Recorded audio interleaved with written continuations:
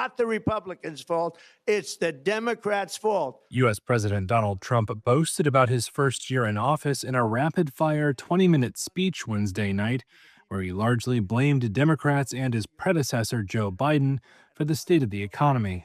11 months ago, I inherited a mess, and I'm fixing it. Consumer prices in the U.S. are soaring, and Trump, like Biden before him, has been struggling to persuade Americans that the economy is healthy.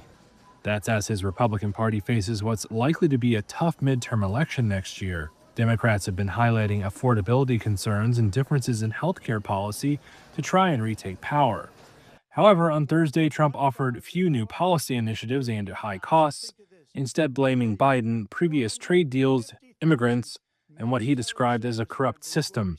And the president, who regularly complains he does not get credit for his accomplishments, lauded his administration's work so far on reducing border crossings and cited statistics of price drops of some goods like eggs.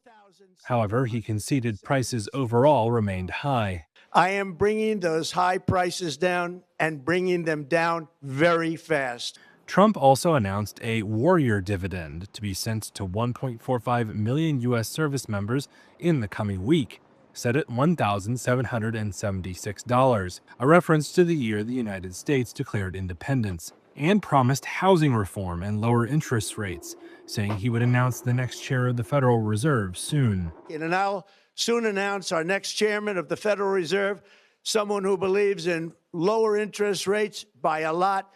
In the new year, I will announce some of the most aggressive housing reform plans in American history.